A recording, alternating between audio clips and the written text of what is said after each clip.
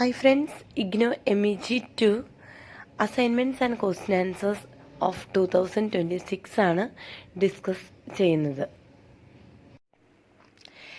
MEG2 British drama maximum 100 marks ആണ്. Answer ഇനി 5 questions. അതുപോലെ all questions carry equal marks 20 marks ആണ് each ക്വസ്റ്റ്യനും. അതുപോലെ തന്നെ ഒരു ക്വസ്റ്റ്യൻ 350 to 400 വേർഡ്സിലാണ് എഴുതേണ്ടത്. First question, right a critical essay on the evolution and transformation of British drama from the Elizabethan era to the 20th century. 20 മാർക്സിൻ്റെ question ആണ്. Answer, the Elizabethan era late 16th to early 17th century marks the golden age of British drama. Playwrights like William Shakespeare, Christopher Marlowe, and Ben Jonson elevated drama to literary greatness. Theatre flourished as a popular public art form, blending tragedy, comedy, history, and romance. Shakespeare's plays explored universal human concerns, ambition, love, power, betrayal through complex characters and poetic language. The absence of strict classical rules allowed structural freedom, mixing comic and tragic elements. Drama during this period was vibrant, imaginative, and deeply human. The Restoration period 1660 onwards brought a sharp shift in tone and style. With the reopening of theatres after Puritan suppression, drama became more polished and aristocratic. Restoration comedies by writers like William Wycherley and William Congreve focused on wit, sexual intrigue, and social satire. The language was sharp and cynical, reflecting the more laxity of court life. However, emotional depth was often sacrificed for cleverness and spectacle.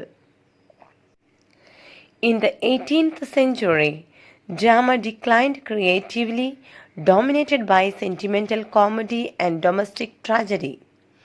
Plays emphasized morality, virtue, and emotional appeal, aiming to reform rather than challenge society.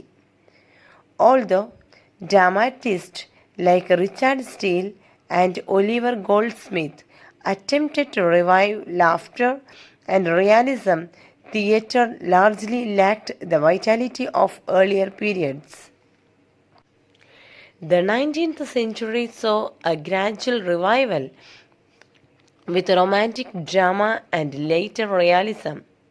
Melodrama became popular, focusing on exaggerated emotions and clear moral divisions. Towards the end of the century, playwrights such as Oscar Wilde restored brilliance to comedy through satire and elegance, while George Bernard Shaw transformed British drama into a platform for social criticism.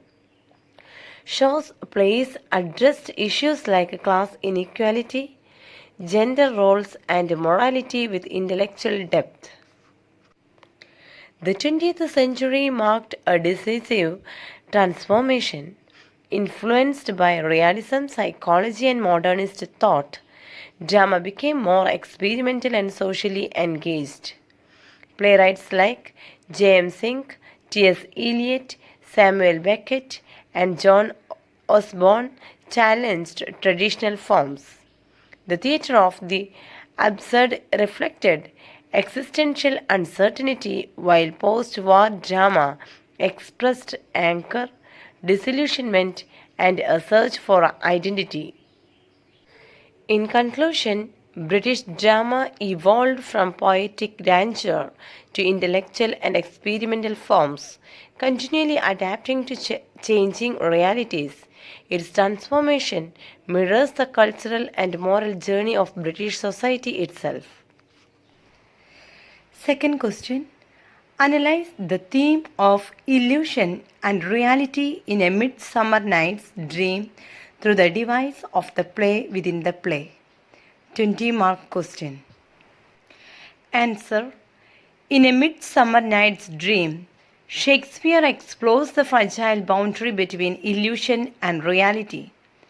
Most vividly, through the device of the play within the play, the Mechanicals' performance of Pyramus and Thisbe. This comic interlude is not merely a source of humor. It acts as a mirror to the larger action of the play and deepens Shakespeare's exploration of how perception shapes reality. The Mechanicals' play is an exaggerated illusion that constantly threatens to collapse. Their anxiety about the audience misunderstanding the line or the moonlight leads them to over-explain and expose the artifice of theater itself. By breaking the illusion deliberately, Shakespeare reminds the audience that what they are watching is also a constructed reality. This self-conscious theatricality highlights how easily illusion can be mistaken for truth, a theme that runs throughout the lovers' experiences in the forest. The lovers themselves are, in effect, actors in a different kind of play, one orchestrated by fairy magic. Under the influence of the love potion, their emotions shift rapidly, creating a dream-like state where reality is unstable. The Mechanicals' clumsy performance parallels this confusion. Just as the audience within the play struggles to take Pyramus and Thisbe seriously, the lovers later struggle to comprehend whether their forest experiences were real or imagined. Thus, the play within the play reflects the central action, reinforcing the idea that human experience is often shaped by illusion. Furthermore, the reactions of Theseus and Hippolyta to the Mechanicals' play emphasizes contrasting attitudes towards imagination. Theseus views imagination as something foolish and insubstantial, while Hippolyta is more receptive and sympathetic. This debate echoes earlier discussions about dreams and lovers' visions, suggesting that reality is not fixed but depends on the observer's willingness to believe. The Mechanicals' performance, though technically flawed, succeeds emotionally, suggesting that illusion does not need perfection to convey truth. Ultimately, the play within the play serves as a microcosm of A Midsummer Night's Dream itself. Shakespeare uses it to blur the line between illusion and reality, reminding the audience that theatre, like dreams and love, operates in a space where logic is suspended. By foregrounding theatrical illusion, Shakespeare invites the audience to question the nature of reality and to accept, at least temporarily, the transformative power of imagination. Third question. Discuss Hamlet as a revenge tragedy and examine how it conforms and deviates from Aristotelian principles of tragedy. 20 marks question. Answer. Shakespeare's Hamlet is fundamentally a revenge tragedy, drawing on conventions established by Senecan drama, while simultaneously reshaping them through psychological depth and philosophical complexity. At the same time, the play both conforms to and deviates from Aristotelian principles of tragedy, making it a uniquely rich dramatic work. As a revenge tragedy, Hamlet follows key conventions of the genre. The play is set in a morally correct court where a crime, King Hamlet's murder, demands vengeance. The ghost functions as the traditional revenge instigator, revealing the truth of the murder and commanding Hamlet to revenge his foul and most unnatural murder. Delay, a hallmark of revenge tragedy, is central to the plot. Unlike straightforward Avengers such as Laertes or Fortinbras, Hamlet hesitates, reflecting deeply on moral responsibility, justice, and the consequences of revenge. The play also contains faint madness, intrigue, betrayal, and a bloody climax in which the revenger, the villain, and several innocent characters die, another standard feature of the revenge tradition. However, Shakespeare complicates the genre by internalizing the conflict. Hamlet's struggle is not merely external but psychological and ethical. His soliloquies reveal a self conscious hero who questions the morality of revenge, the reliability of appearances, and the meaning of life itself. This introspective quality marks a departure from conventional revenge tragedies that prioritize action over thought. From an Aristotelian perspective, Hamlet shows both conformity and deviation. Aristotle defines tragedy as imitation of a serious action that evokes pity and fear, leading to catharsis. Hamlet qualifies as a tragic hero of noble birth whose downfall is tied to a tragic flaw, often identified as indecision or excessive reflection. The play certainly arouses pity for Hamlet's suffering and fear at the inevitability of death and moral corruption, achieving a powerful cathartic effect. Yet Hamlet deviates from classical Aristotelian norms. Aristotle emphasized unity of action, but Shakespeare includes multiple subplots, particularly those involving Polonius, Ophelia, and Laertes. The play also disregards the unities of time and place, spanning several months and shifting locations within Denmark. Moreover, Aristotle valued decisive action, whereas Hamlet's delay challenges the classical model of the active tragic hero. In conclusion, Hamlet is both a revenge tragedy and a philosophical tragedy. While it employs the conventions of revenge drama and fulfills key Aristotelian aims such as catharsis, it departs from classical principles through structural complexity and profound psychological exploration, elevating the genre to new artistic heights. Fourth question: how does Ben Jonson use satire in The Alchemist to expose social pretensions and human follies? Illustrate with examples. 20 marks question. Answer: Ben Jonson's The Alchemist is a brilliant satirical comedy that exposes the social pretensions, greed, and follies of Jacobean society. Through sharp wit, exaggerated characterization, and ironic situations, Jonson unmasks human weakness such as gullibility, ambition, hypocrisy, and the obsessive pursuit of wealth. Satire in the play functions both as moral criticism and social commentary. At the center of the satire are the three con artists, Subtle, Face, and Common, who exploit the foolish desires of their victims. Each gull represents a specific social pretension or human weakness. Subtle, posing as an alchemist, satirizes the pseudo-scientific arrogance of those who claim secret knowledge. His elaborate jargon and false promises of the philosopher's stone mock the era's blind faith in alchemy and occult sciences.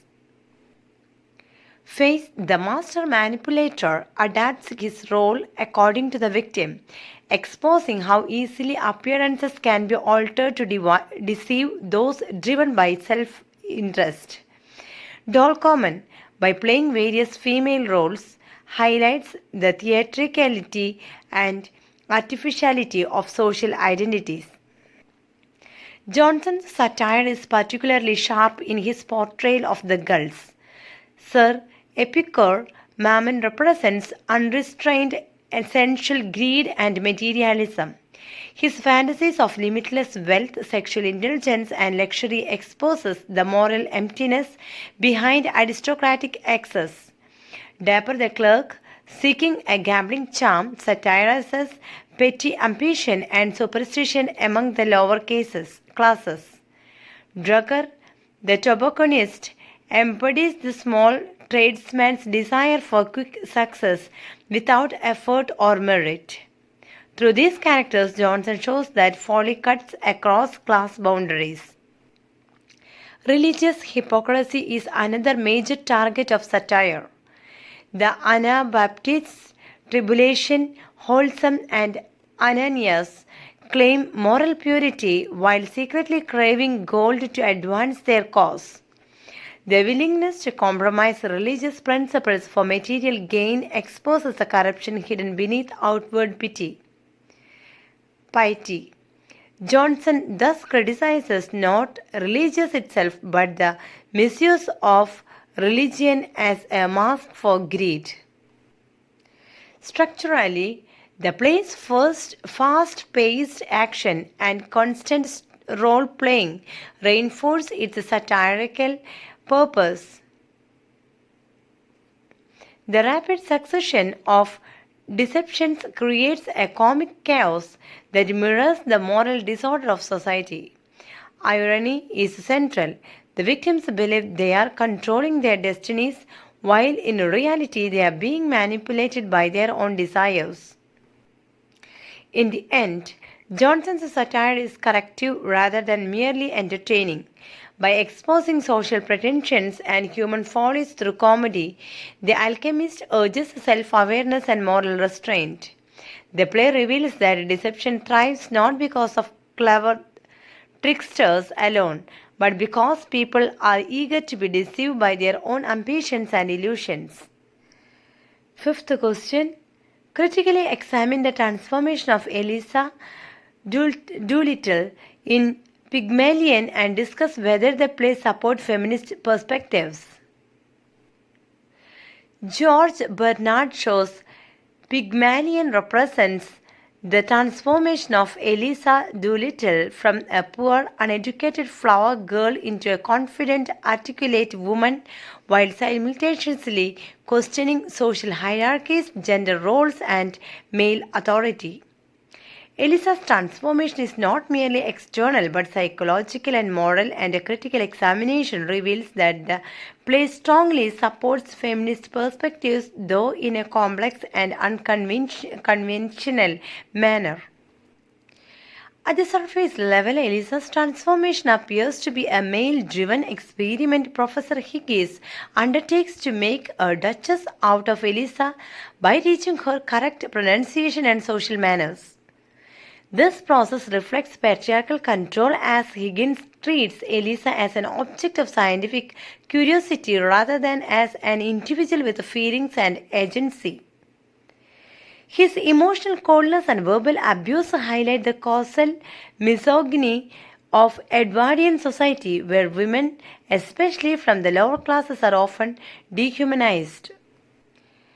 However, Shaw subverts this apparent male dominance by emphasizing Eliza's active role in her own transformation. Eliza initiates the experiment by seeking Higgins' help and paying for lessons, asserting her desire for self-improvement and independence. The rigorous training she undergoes demands discipline, intelligence, and resilience, revealing that her success is the result of her own effort rather than Higgins' genius alone. Thus, Shaw shifts the focus from male creation to female self-realization. Eliza's most significant transformation occurs after she achieves linguistic and social refinement. Having gained a new sense of self-worth, she refuses to remain dependent on Higgins. The climatic confrontation in which Eliza asserts her right to respect and emotional recognition marks her emergence as an autonomous individual. Her declaration that she can support herself by teaching phonetics challenges traditional gender roles that confine women to marriage or dependence.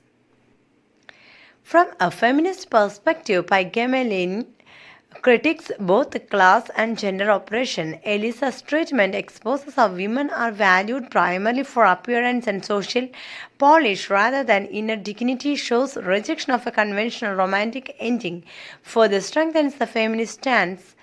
by denying a marriage between Higgins and Eliza, Shaw resists that idea that a woman's fulfillment lies in romantic submission to a dominant male. Nevertheless, some critics argue that Higgins' intellectual superiority and continued arrogance undermine the feminist message, yet Shaw deliberately leaves Higgins' unchanged to emphasize that the real transformation belongs to Eliza. In conclusion, Pygmalion supports feminist perspectives by portraying a woman's journey towards self-respect, independence, and equality, challenging patriarchal authority and redefining empowerment beyond male approval or romantic resolution. So thank you for watching the video. Kindly subscribe me for more videos. ഇനിയും ഏതെങ്കിലും video ഞാൻ ചെയ്താൽ നിങ്ങൾക്ക് ഉപകാരപ്പെടുമെങ്കിൽ ദയവ് ചെയ്ത് comment ബോക്സിൽ comment ചെയ്യുക ഏത് വീഡിയോ ഞാൻ നെക്സ്റ്റ് ചെയ്യണമെന്നുള്ളത്. ഓക്കെ, എനിക്ക് സാധിക്കുന്നതാണെങ്കിൽ ഞാൻ ചെയ്യാം കേട്ടോ. ഓക്കെ, അതുപോലെ തന്നെ കമൻറ്റ് ബോക്സിൽ നിങ്ങൾക്ക് വീഡിയോ ഉപകാരപ്പെട്ടു എങ്കിൽ ഉപകാരപ്പെട്ടു എന്നോ ഉപകാരപ്പെട്ടില്ല വളരെ മോശമാണെങ്കിൽ ആ ഒരു അഭിപ്രായമാണെങ്കിലും ഒന്ന് രേഖപ്പെടുത്തണം. Okay, so once again thank you for watching the video. Will meet you with the next video. Bye then take care and good bye.